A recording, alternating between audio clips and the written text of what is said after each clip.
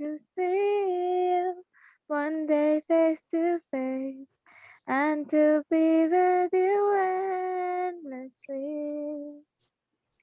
Lord of lovely you are to me. Lovely Lord, you are all to me. Lovely Lord, full of purity, worthy of honor and majesty.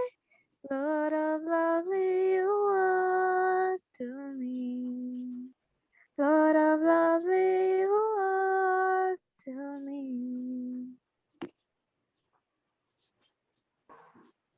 It was really a soul satisfying performance. Thank you. And now I would like to welcome Dr. K. Jayanti, Assistant Professor and Head, to give away the welcome address. Yes, thank you, Archana. We are precious in the eyes of the Lord, says the Bible. Respect our Reverend Secretary System, respect our Reverend Sister Principal, respect our resource person, Reverend Vice Principal, Reverend Sister Control of Examination, Dean of Academics, Dean of Student Affairs, ISA Coordinator, heads and faculty of various departments, learned professors, academicians, and participants from other institutions. A pleasant morning and a warm welcome to you all for the webinar on the identity organized by the Department of Economics, Nirmala College for Women, Coimbatore. First and foremost, I'm happy to invite our secretary, Reverend Dr. Sister Ruby Alangaramiri, who with her pleasing smile and timely words encourage all of us in all our activities.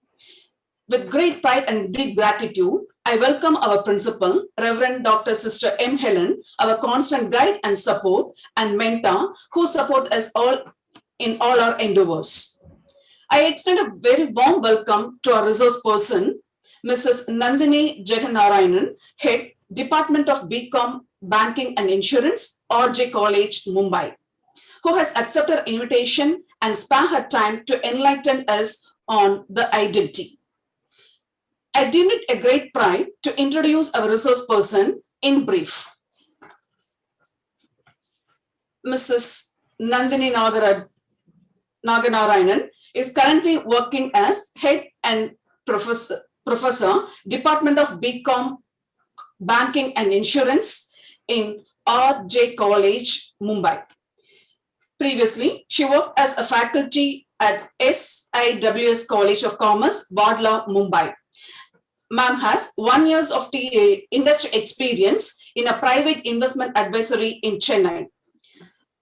Ma'am holds her credit MPhil in Master of Applied Finance from University of Western Sydney, Australia, and Master in Economics in Avinashlingam University, Coimbatore, Tamil Nadu. She has secured second rank in the college and awarded Certificate of Merit for Excellence in Economics in 2001. Ma'am has received Best Research Paper Award for his 2 research articles.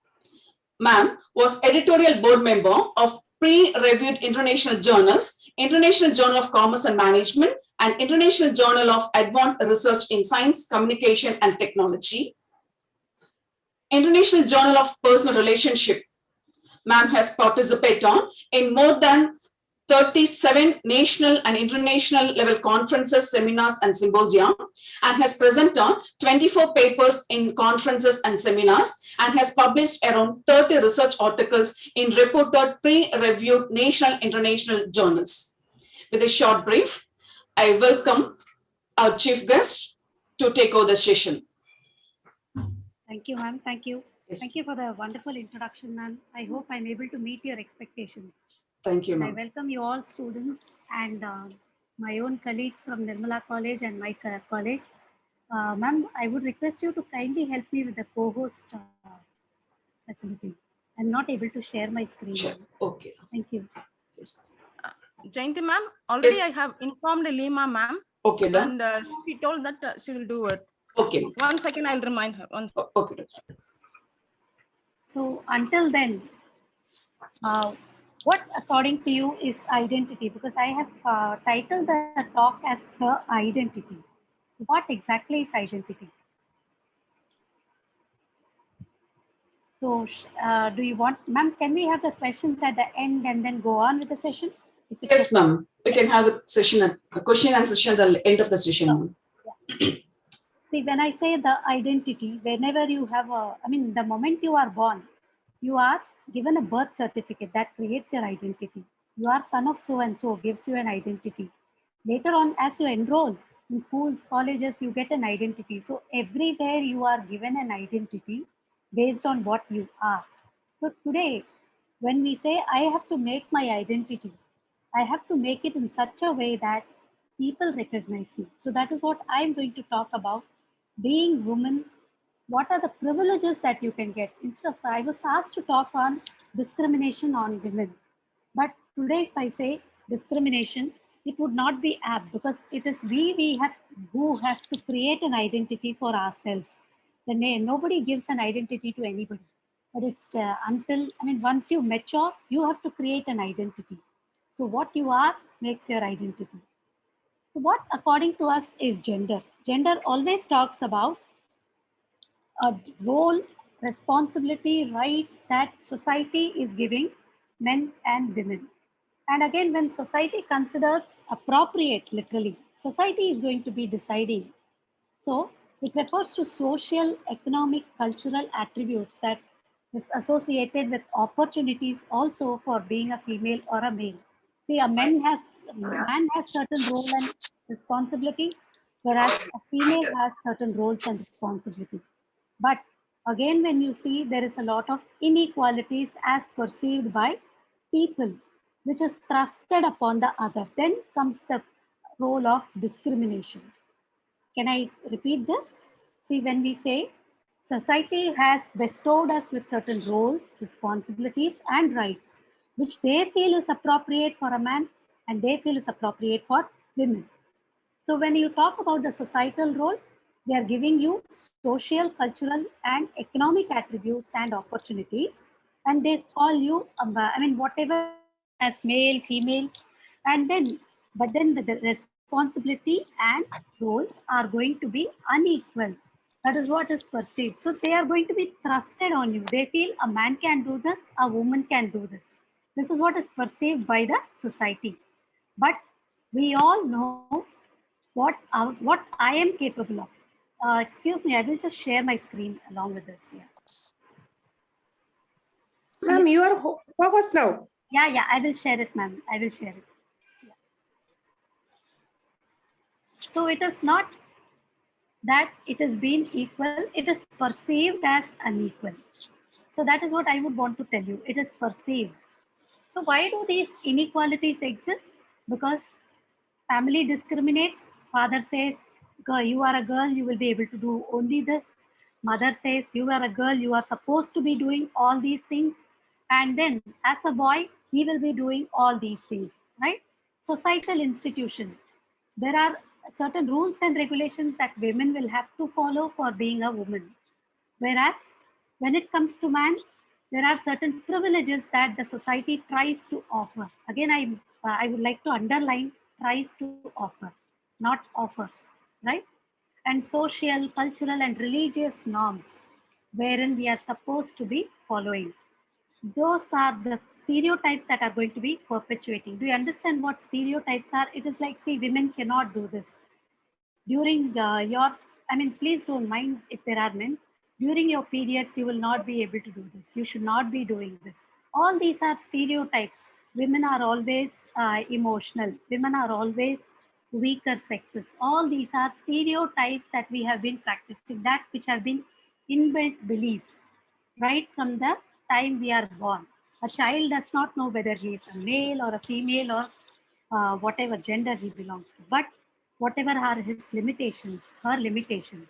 But it is we who inculcate all these beliefs into them and certain practices which are to be there and beliefs which are detrimental to women. These are all done by the society, done for as perceived by them. Let me put it this way, as perceived by them. So why once upon a time there was gender inequality?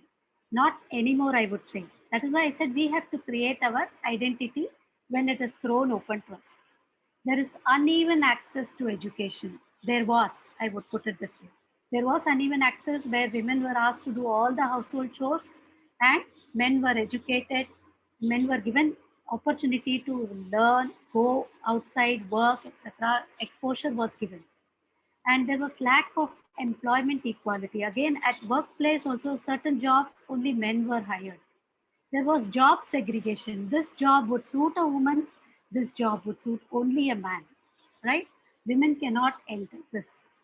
Lack of legal protections. Again, if it is a woman, woman could be discriminated. She would not be able to talk much. If she speaks, then again it will be uh, taken up against her. Lack of bodily autonomy. Again, they would say, I'm a woman will not be able to do this. A woman will not be able to take up this job if it is going to be very physical, etc. Like say a car driving or an auto rickshaw driving. This I am talking about once upon a time. Kindly note. Yeah. So and then there was poor medical care for women. A woman who needs more was given less medical care, right? Lack of religious freedom. Again, there are certain religions which prohibit women from entering the religious places or worship when they have their periods. They are even prohibited from entering the kitchen. Lack of political representation, lack of racism. I mean, there was racism and societal mindsets which were created. And kindly let me throw some light on these things. These were created so that they would, in the olden days, if you see, they were created so that women get enough care for their health. Like, for example, if they are not allowed to work, enter the kitchen during their periods, it was a time to give rest. But whereas, even if she was able, the society took it as you will need to be kept aside. You are going to be keeping, you should be away from the kitchen, etc. Right? So we all need to be, but the society perceived it in a different way. Like I would like to add one or two more aspects here which were misconceived and taken up against women. Like for example, earlier this dowry system. Dowry system was actually, when I went through the readings earlier times, olden Hello. days. Yes, ma'am. Sorry. Did someone want to say anything, ma'am? Earlier, the dowry system was created as a security to women. Security in the sense when the girl was married, she needed some financial security if something happens to her husband. So they would give some amount of wealth to her. But this was later on taken upon women. Women were oppressed. The amount of dowry given was taken over by husband and his family. So the system had to be completely abolished. There was legal support for us, thanks to the nation. And then there was also this polygamy, which was once upon a time considered to be legal. Nobody bothered about it. But then again, there was an oppression on female. They were expected to do much more than what they could, what their ability was. So again, this was abolished. So all these are certain myths that the society misconceives and then thrusts upon women in a negative way. So passing over to the next slide, these were once upon a time, and today what we have is what to create our identity we are going to talk about. We also have familial discrimination, conditioning by parent. They are going to say, even right from the beginning, even your parents would have said, you should learn all the kitchen chores. All of us are from the Indian families, so I'm sure all of us must have been conditioned. You are supposed to be doing this. You cannot go out late in the evening, come back late. It is not accepted by the society. Parents say daughters will have to be responsible for all the household chores. You should be helping your mom. Doesn't matter if you don't study, if you don't score a grade, etc. Expectations from husbands. Husbands perceive it is a wife's duty to look after the children, take care of the household chores. Yeah, and next comes the priority. In case later, it doesn't come in the priority list of working. If a woman wants to work, it should not be at the cost of the family. Whether I earn well or not to support the family, you will not be taking up the job. It is your primary responsibility to bring up the children, to take care of the household, to take care of my family, etc., etc., etc. right? Expectations from in-laws, again, daughters in-laws are supposed to be taking care of the house, keeping the house clean, children will have to be disciplined, etc., etc., and taking care of parents of the husbands also. These are all perceived, and or these are all the way they are all conditioned till date. Even now we are told as kids, we must have all been told this. Whatever generation you may belong, you are all told to do this, and I'm sure. But then, do you think so much of conditioning to a boy must have been done? I don't think so, because I have also grown with a male sibling. So much doesn't happen. Again, when it comes to dress, your dress code is all restricted by the society. The double standards of morality code of conduct. You are not supposed to be talking to a male, but a male can come and talk to you.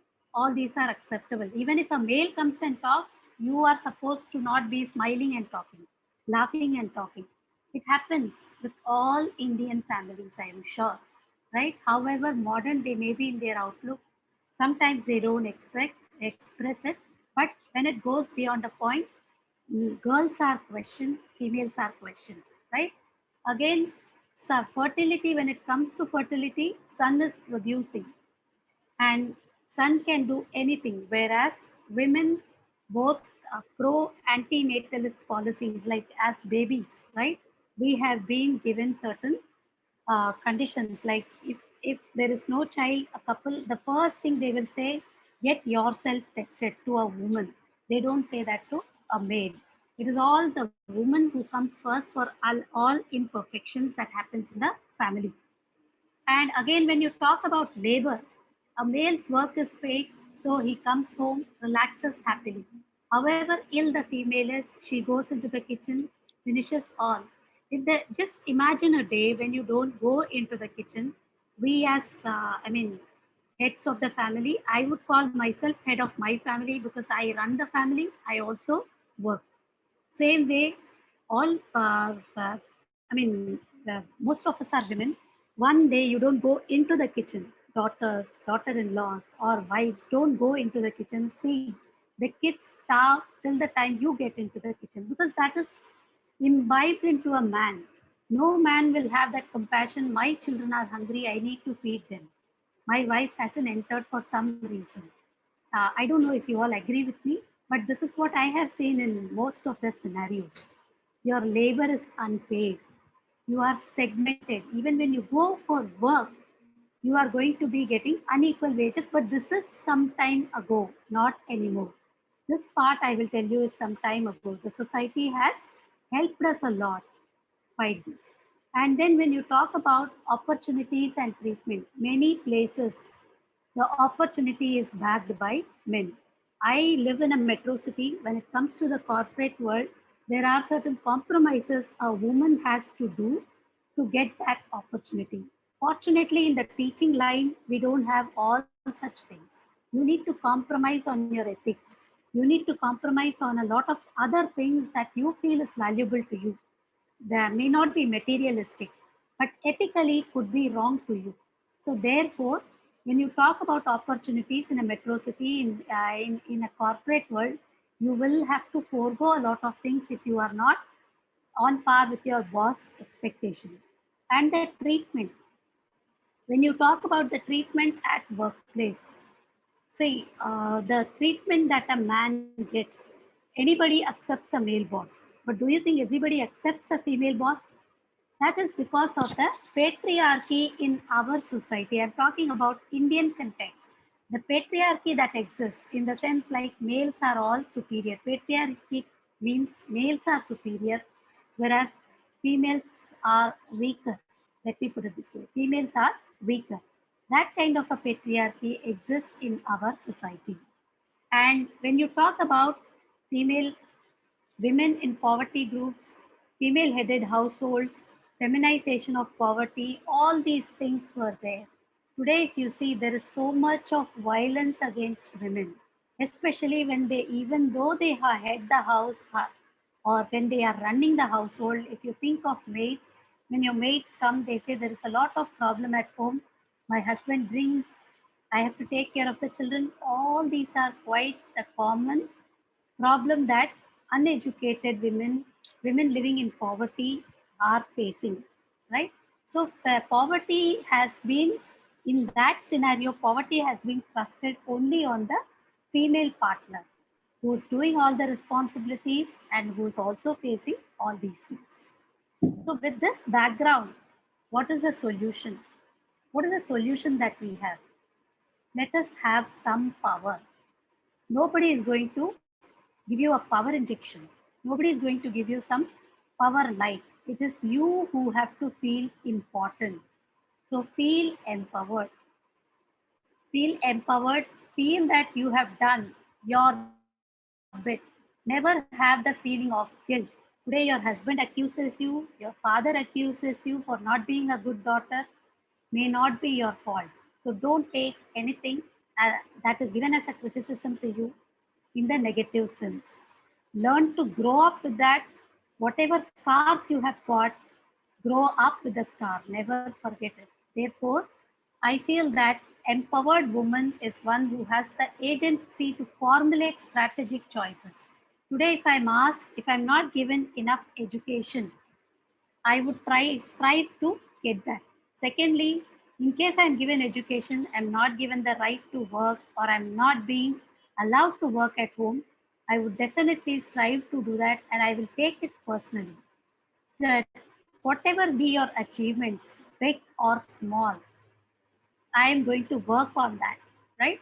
So today, if you see, we have a lot of support for women. So it is you who has to explore the opportunity, find out where is that opportunity, where you can grow, count on your blessings. As is always said, count on your blessings. We have been showered with immense blessings, both by the Almighty and also by the Indian society. Indian law, which was once unfriendly, that which was made by the political or I mean the societal this thing, where is today a very, very blessing to us where they have recognized our need. Many of us may not be able to see it or feel it, but let me tell you, we have been empowered. So, going in this direction, today, if you see, there is improved sex ratio, right? We have been allowed to, we are gifted to be girls, we are gifted to be women, we are gifted to be females, because a female is considered to be very, very responsible. Whatever be the role, why is the house given to you? So that you can take care of it responsibly. I told you some time back, if you don't go into the kitchen, nobody else enters and feeds your kids.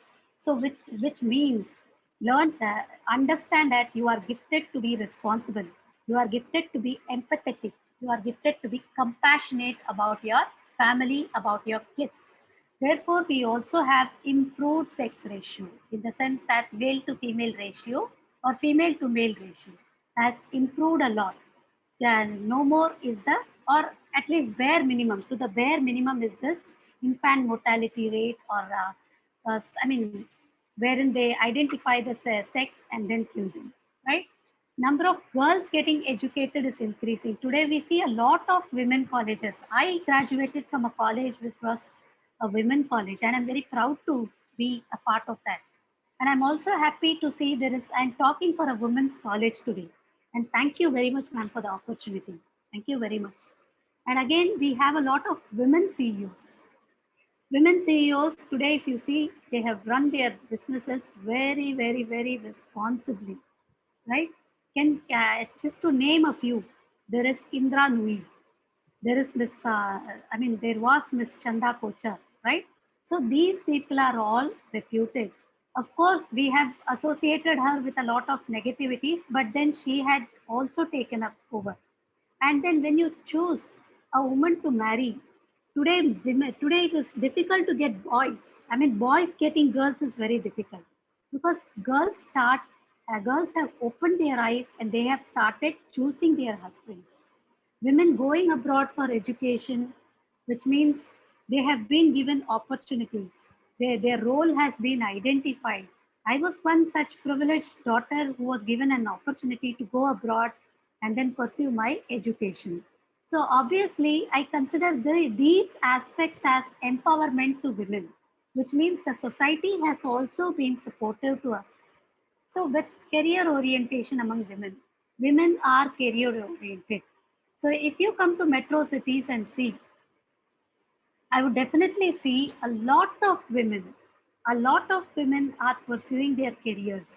There has to be, and there are companies which have policies like if you employ two men, you will have to employ at least two men, at least one woman, which means society is opening up for us and they also need women resources.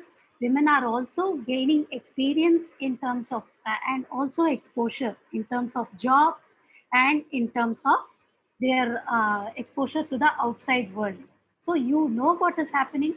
That is why today India also, I would feel, is progressing towards whatever we are. We are a progressing nation. We are an empowered nation, just like foreigners. So when I say we have got so many opportunities, what is it that is preventing us from keeping ourselves behind? We've got so much, so much. The sky is not the limit. In fact, if you remember, Kalpana Chawla had even reached the space. Of course, and she had a graceful death. The moment you create your identity, live your life like a queen. You may not be rich in terms of wealth, you may not be rich in terms of education, but whatever assets you have, try to make the best out of it. And when you see the world, you will know what you have progressed. There are a lot of people whom you can give your helping hand for them to progress. So I feel as a woman, I should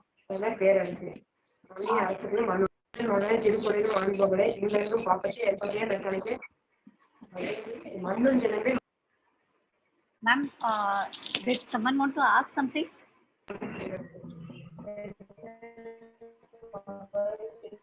Participants, Sorry, you can ask a question at the end of the session, ma'am. So kindly mute yourself. Yes, ma'am, you can proceed, ma'am. yes, ma'am.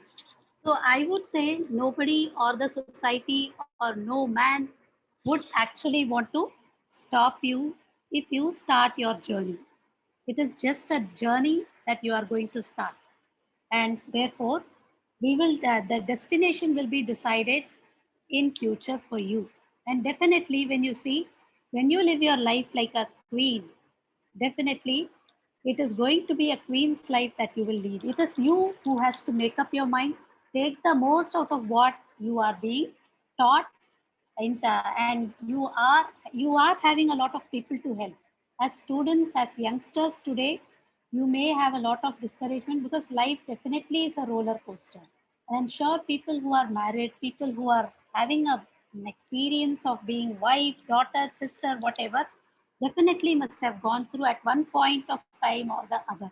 But where the roller coaster ride is not going to be your destination. It is just a ride. It is a journey that you are going to take. So don't make it your destination. So let us sail through it.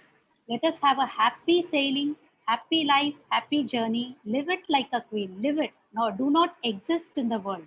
You are not just to create babies. You're not just to bring them up.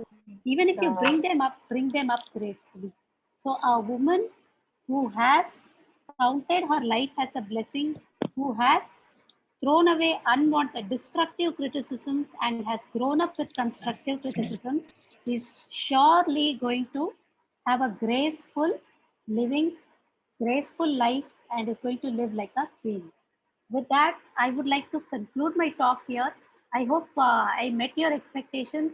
Feel empowered. Take the power in your hand.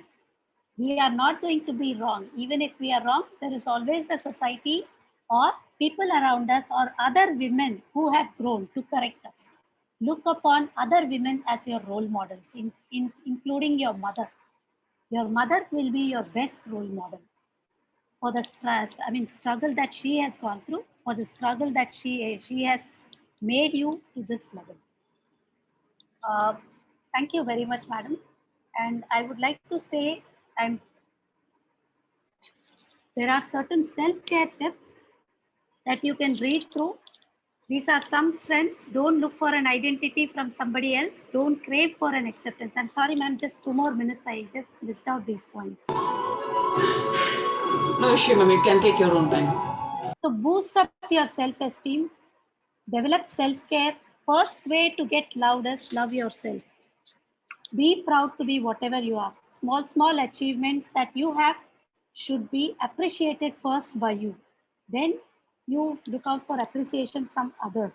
Again, today I was very proud when I was talking about this. I've never spoken on such topics. I speak only on my subject. But I'm very happy to speak about this topic because I am a woman, Indian woman, and I always want to address the Indian proud, Indian women proud. So love yourself, boost your self-esteem, and never crave for an acceptance from others. Never will you give an acceptance, never will you get an acceptance from somebody else because everybody else has their own expectation. And again, I would say it's okay not to be okay. Grow up with your mistakes, have bad days, learn from them. And be less than perfect doesn't matter. Nobody is perfect that way, right? So you will learn, you will know what is the best and what suits you the best. Be yourself and lead a queen's life. I would say Jai Hind. Thank you very much, ma'am. And with that, I'm open for questions if you have any. Thank you so much, ma'am, for your interesting and enlightening session. Thank you, ma'am. Thank you, ma'am. Dear participants, you can raise your queries, ma'am.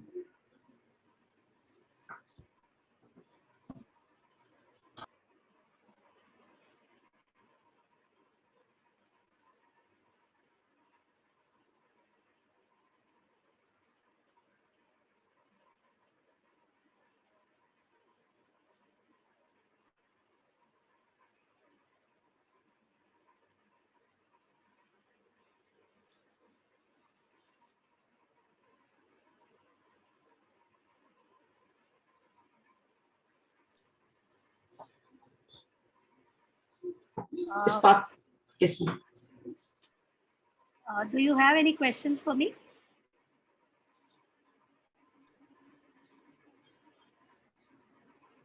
Participants, feel free.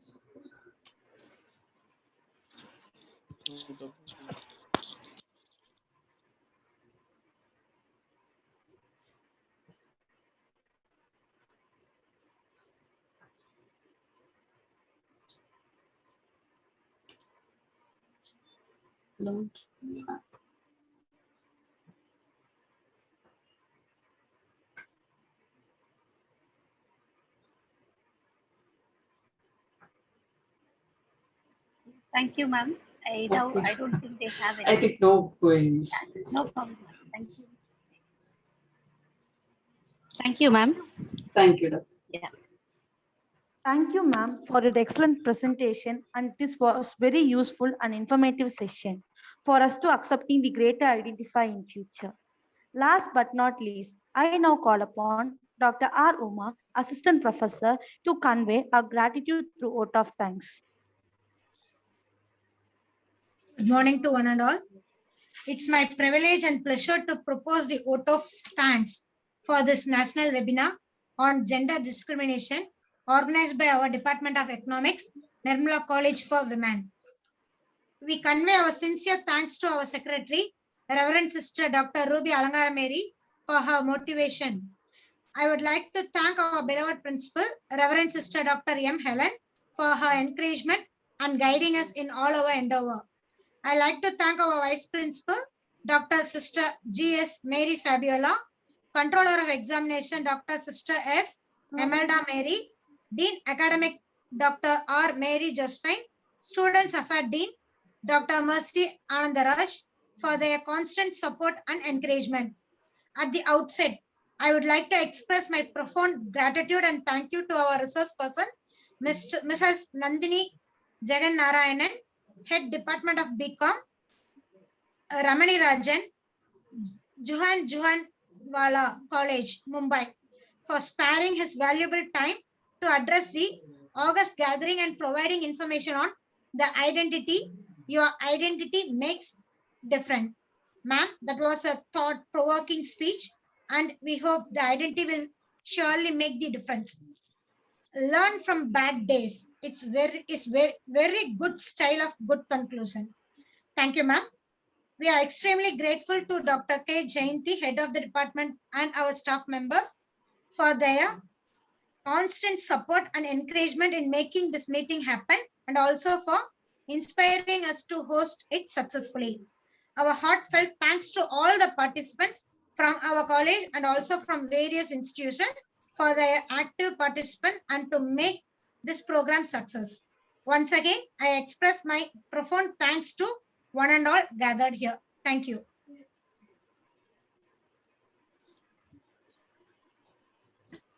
Thank you, ma'am. Thank you very much, ma'am. Thank you. Thank you, ma'am. Thank you, Thank Nandini, ma'am. Thank you, ma'am. Thank you. Yes, sir. Yes, dear participants, the feedback link is posted in the chat box. Kindly fill and submit it.